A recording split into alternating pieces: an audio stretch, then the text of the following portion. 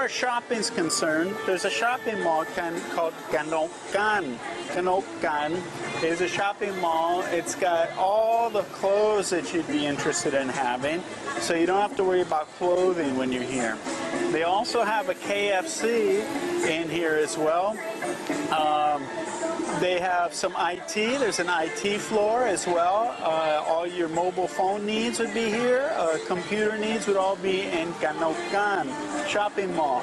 They have a supermarket in there as well, but it's not a high-end market. I'm going to look around, see if there's like a top supermarket, something like that here for foreigners that has more of a variety of products for foreigners, some more imported products. So there's things that foreigners like to eat that Thais don't.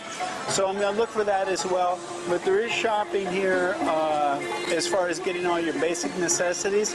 This still has a small town Thai feel to it. There's a difference between the bigger cities and smaller cities.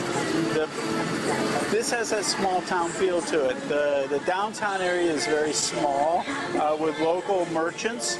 I saw one Lotus coming into town, so there is a Lotus department store here as well. But we're going to look around and see what else is here. But as far as shopping, and if you want your fried chicken, overpriced fried chicken, you can come to KFC as well. So let's go see what else Kanchanaburi has to offer.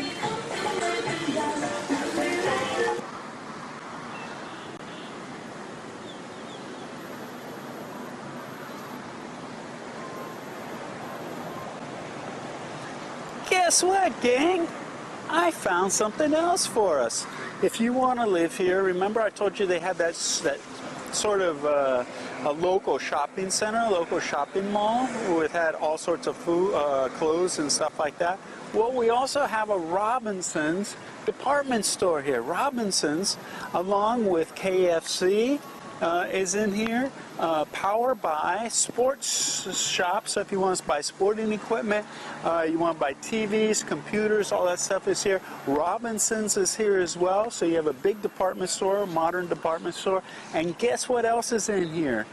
Tops, a Tops grocery store. Tops Market has those foreign items that you're looking for. Imported foods, a great a supply of vegetables, imported fruits and stuff like that. So this is a big plus for somebody living here. Usually I look for shopping malls, regular shopping malls like Central shopping malls, which are big shopping malls. And the reason I look for those in these cities is because they have a Tops Market in them. It's one of their anchor tenants. Well, Robinson's Lifestyle Center has a Tops Market in it. This is a big plus if you're thinking about living here.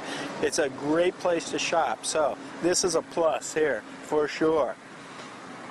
So I perused around the Robinson's Lifestyle Center. Great place for foreigners living here in Kanchanaburi because it's air conditioned. It's got a cinema. Now the cinema now is showing, it's an SF cinema, not a major cinema complex. So SF cinema. It had movies playing, but none of them had English soundtracks. So I can't tell you whether they ever get movies with English soundtrack or not. But Robinson's is a place. Why would you want to shop at Robinson's, or as Thai say, Robinson? Robinson, because they have appliances and stuff. If you're looking for a special blender, coffee maker, any kind of appliance, that's a great place. Robinson's a great place to go look to see if they have it. They have things like Central department stores have that are not the usual things that Thai people use, more of a higher end product. So that's the thing to use for Robinson's. It's air conditioned. There's a food park in there as well, or a food court. They call it food park. And where you can go in, sit in the air conditioning, and get 35 or 40 baht meals. If you're going to eat here, bring a Thai person with you, because even though the food is cheap, if you've been here for a while, you'll recognize the dishes, you'll recognize what they're serving, but if not, you're going to need a Thai person to read the menus, because they were all in Thai, not in English. But this is a great place to hang out, shop, stay cool if it's hot, and maybe you'll even get to see a movie with an English soundtrack. So there you go. Let's go see what else Kanchanaburi has to offer for a foreigner, a ripper, retiree in paradise living here. Okay, so if you're going to be a ripper and you're going to retire, and Kanchanaburi is an option for you, this is a really good thing. This is a good point to keep in mind. Kanchanaburi has an immigration office, so you can get all your immigration needs taken care of without having to leave the city, which is really important. You know, Chiang Mai has an immigration office. Chiang Rai does, but Lumpang doesn't. Lamphun doesn't. As far as I know, Nakhon Sawan doesn't. There's a lot of Chaam doesn't. Hue Hin does. But these are places, if you got immigration offices, it's a really positive thing for a place to live as a retiree. So keep this in mind as well. This is a really good point.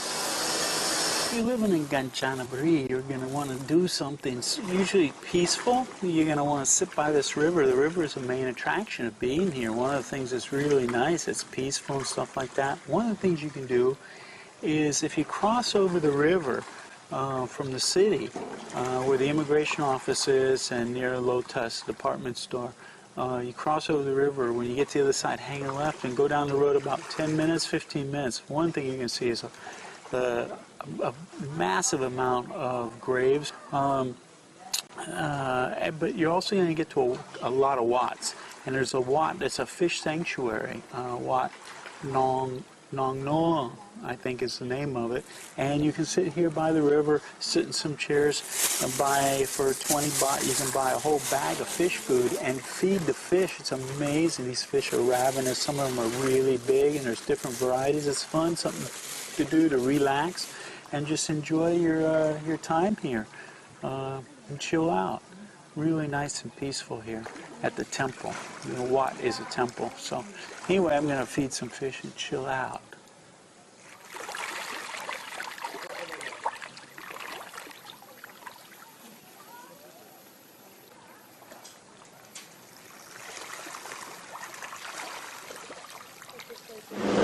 So another thing you can do is if you cross over the river and you go by the temple with a fish sanctuary and you feed some fish and you want to chill out, that's really cool.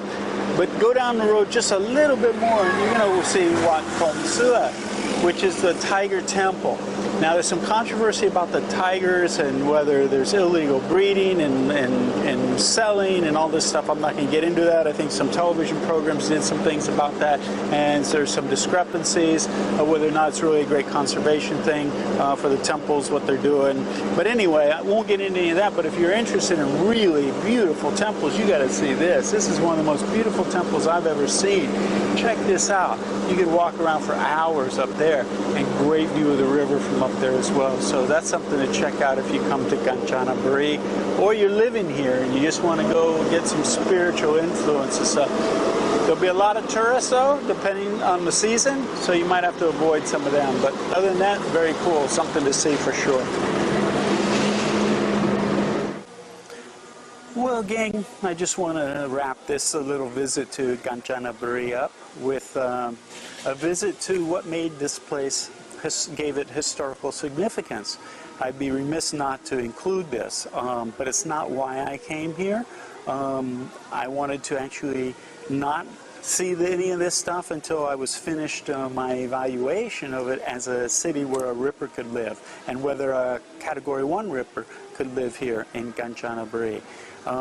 So my conclusion was it's a great town if you're thinking about living in Thailand and you fly into Bangkok. You should come here and spend a couple days to check it out. I think you'd appreciate the city. It's still got a small town charm to it, but it's got enough infrastructure to make us feel comfortable living here as well as a foreigner. Now, to talk about the historical significance, today's my last day here and I wanted to visit the bridge. If you're not familiar with this, it was immortalized in a movie called Bridge Over the River Kwai, which is the way we pronounce as foreigners, which is mispronounced. It's actually River Kwai. It was actually Kwai Noi, which it means a small branch of the river.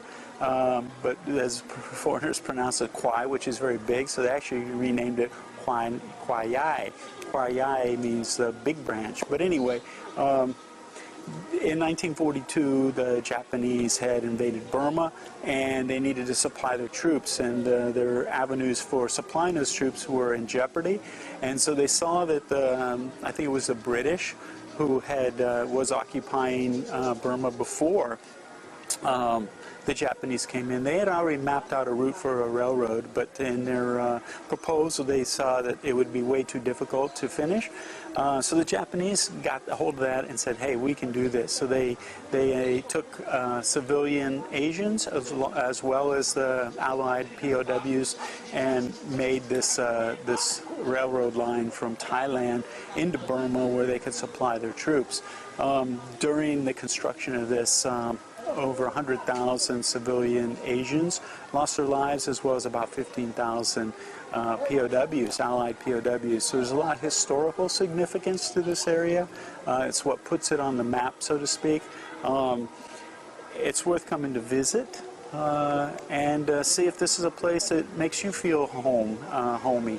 I think it's a great place, and I think it's something worth putting on your itinerary. So I want to thank everybody in Kanchanaburi for being such a great hosts to me. While I've been here, the people have been friendly, the infrastructure's been good. There are accommodations and places to eat and everything for a Category 1 Ripper to be able to hang out here.